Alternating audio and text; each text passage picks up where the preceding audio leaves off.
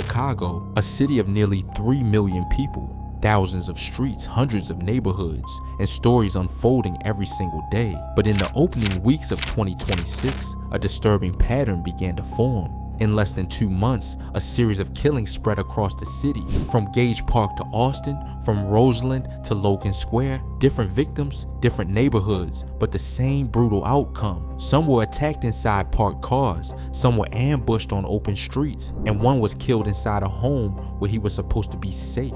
Tonight, we're following the timeline of these incidents, case by case, to understand how the first weeks of the year turned into a deadly stretch of violence across Chicago. January 8th, 2026, Gage Park. Late on the night of January 8th, a shooting outside a Kentucky Fried Chicken in Chicago's Gage Park neighborhood turned deadly. Around 10:30 p.m., a vehicle was parked near the restaurant on Southwestern Avenue. Inside were 3 men, including 19-year-old Isaiah Antonio Sandoval, known locally as Fazo D. An individual approached the vehicle on foot and opened fire directly into the car. Multiple rounds struck all 3 occupants. Sandoval suffered several gunshot wounds and was transported to the University of Chicago Medical Center, where he was later pronounced dead. The other 2 men survived but were left seriously injured. One 22-year-old victim was shot in the abdomen and back, while a 41-year-old man suffered a gunshot wound to the lower torso and was taken to Advocate Christ Medical Center. Authorities believe the shooting occurred within territory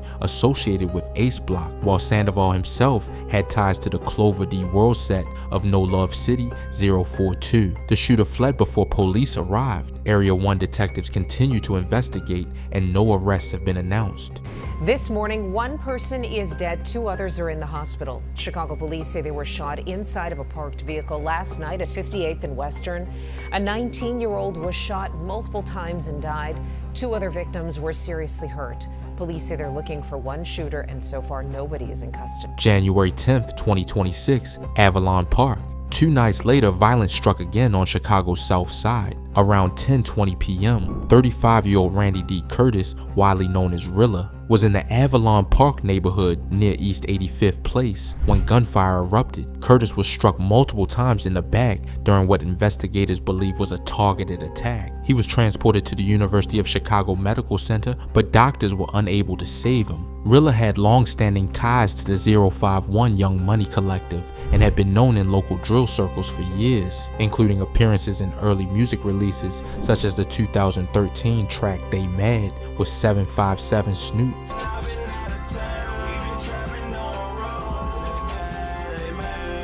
Family members later shared tributes online, remembering him as a central figure in their lives and in his neighborhood community. Police have not identified any suspects in the shooting. Public arrest records show that Curtis had prior encounters with law enforcement as well. In 2014, he was arrested after police reported he attempted to flee during a traffic stop and was cited for driving without a license, operating an uninsured vehicle, and several warrant-related violations. More recently, in January 2025, he was arrested again in Chicago and charged with aggravated unlawful possession of a weapon in a vehicle. Detectives continue to examine the circumstances surrounding the attack. New overnight, Chicago police are looking for the person who shot and killed a man in Avalon Park on the south side. At this point, the year was only 10 days old. 2 men had already been killed in separate shootings across the city, but the violence wasn't slowing down. Over the next several weeks, the pattern would continue, cars turning into crime scenes, arguments escalating into gunfire, and entire neighborhoods waking up to the sound of police sirens. And by mid-February, the list of victims would grow even longer. January 18th, 2026, West Pullman. The pattern continued on January 18th in the West Pullman area. At around 9:30 p.m., 37-year-old Troy M. Hollingsworth, known as Chills, was sitting in a vehicle on East 118th Place when someone approached and opened fire. He was struck several times and pronounced dead at the scene. Hollingsworth had connections to the Cranktown community and had recently been focusing on creative work as a videographer and photographer, documenting life in his neighborhood. Police records also show that Hollingsworth had several prior arrests. In 2021, he was taken into custody on a warrant-related charge. In 2023, he was arrested again and charged with aggravated unlawful use of a weapon for possessing a loaded firearm without a valid FOID card. Just weeks before his death, In January 2026, he had another arrest involving possession of cannabis and a traffic violation. His death marked another loss for the group early in the year. No suspects have been taken into custody. January 30th, 2026, Austin. Later in the month, the Austin neighborhood saw a daytime shooting that claimed another life. Around 11 in the morning, Pierre White, 35, known as Peasy, was standing near his vehicle when an argument reportedly escalated into gunfire. The other individual involved produced a firearm and shot White multiple times at close range. Witnesses reported seeing the suspect flee in a red minivan. White was transported to Mount Sinai Hospital, where he later died from his injuries. He was known locally as a longtime member of the Money Over Fame collective. Records show that White had a long history of arrests dating back to 2014, including charges related to cannabis distribution, reckless conduct, domestic battery, criminal trespassing, aggravated assault with a deadly weapon, and possession of firearms by a convicted felon. Detectives continue to search for the suspect and the vehicle involved. January 30th, 2026, West Garfield Park. Just hours later that same afternoon, another fatal shooting occurred across the city. In West Garfield Park, 38-year-old Vico Calder, associated with the Poppy Gang community, was shot multiple times near South Pulaski Road. He was taken to Mount Sinai Hospital, but later died from his injuries. Police records show Calder had previous arrests connected to narcotics offenses, including possession of heroin and possession with intent to distribute controlled substances, and incidents dating back to 2021 and 2022. In January 2026, he had also been arrested shortly before his death on additional heroin possession charges. Unlike several other cases during the same period, officers responding to the scene were able to detain a 22-year-old suspect and recover a firearm. Investigators are continuing to determine the exact role of the individual in custody. February 3rd, 2026, West Town. On February 3rd, a shooting involving a motorist unfolded in Chicago's West Town neighborhood. 32-year-old Torian Terrell Walton was driving when gunfire struck his vehicle. A bullet hit him in the chest. He was transported to Stroger Hospital, where he later died. An autopsy conducted by the Cook County Medical Examiner determined the fatal wound had entered through his back. Walton, originally from Avalon Park, was known among friends as a member of the Pig Mob Collective. Police have not announced any arrests. February 4th, 2026, West Garfield Park. The following morning brought another fatal shooting in West Garfield Park.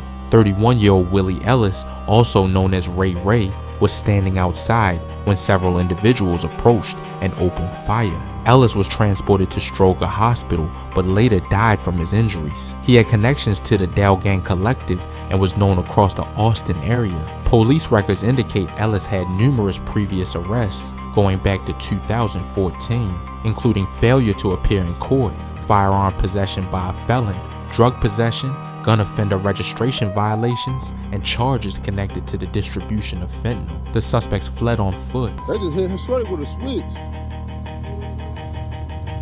They just hit Lil Homie with a switch. He dead.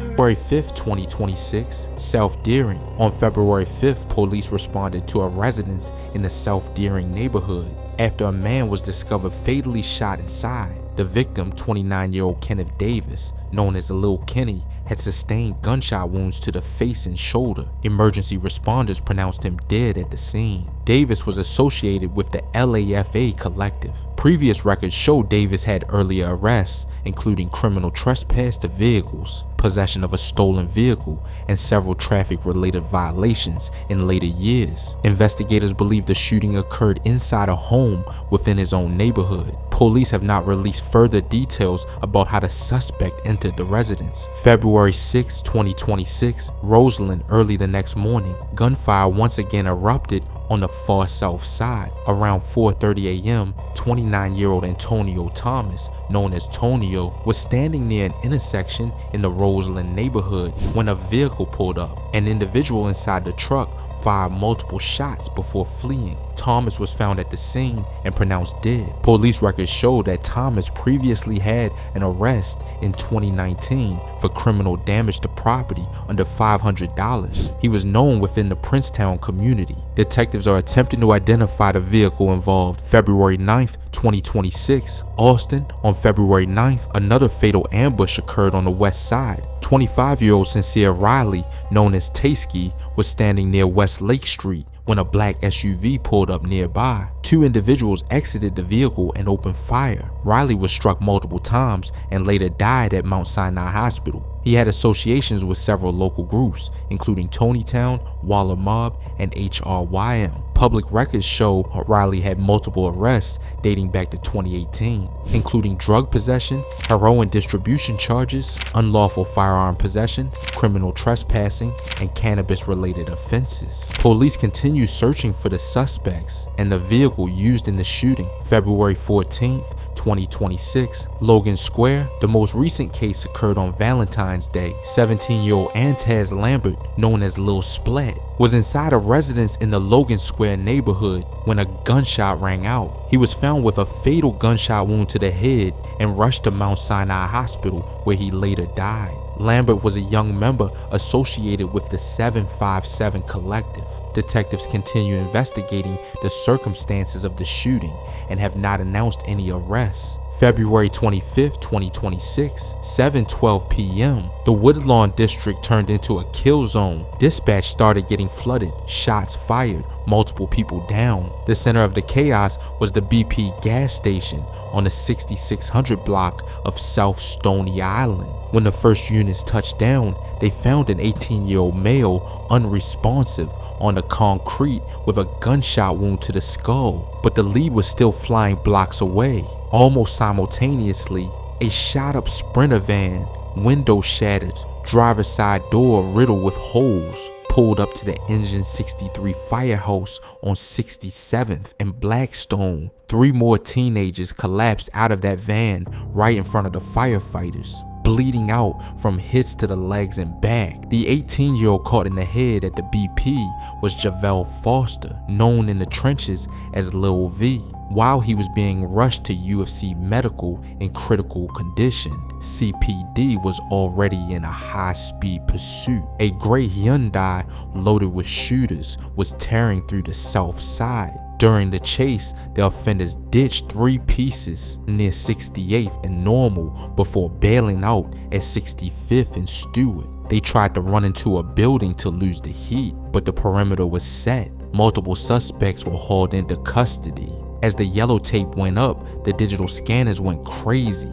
The street started talking before the shell casings were even collected. Word on the apps was that Lil V and his circle weren't just victims. Rumor had it they were on a mission to slide when the play went left. Some whispered about a setup at the gas station. Others claimed it was a case of friendly fire in the heat of the moment. Nothing was official, but everyone knew this was another chapter in the war involving 95 Mob and 808 against their rivals over at Bloodhound, Shorty Mob, and Risky Road. The disrespect didn't wait for a pulse to stop.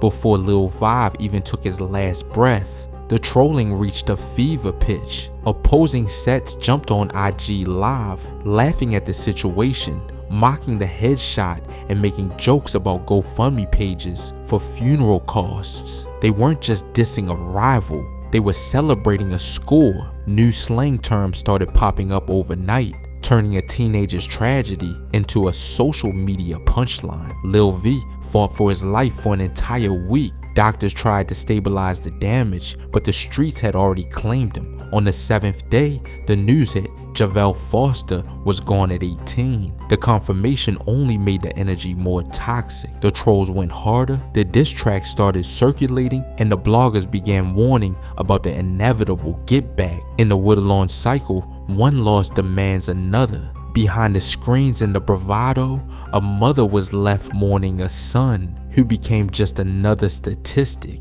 in a city that never stops bleeding. The streets promised him a name, but in the end, they only gave him a date on a headstone. The cycle remains unbroken. By the middle of February, the list had grown to more than 10 names, different neighborhoods, different backgrounds, but each life ended in a matter of seconds. Some of these cases may eventually lead to arrests, others may remain unsolved, becoming another file in a long history of violence that has shaped parts of the city for decades. For the families involved, the headlines fade quickly, but the loss doesn't. And as 2026 continues, investigators are still searching for answers in many of these cases. Because behind every police report and every crime scene is a story that ended far too soon.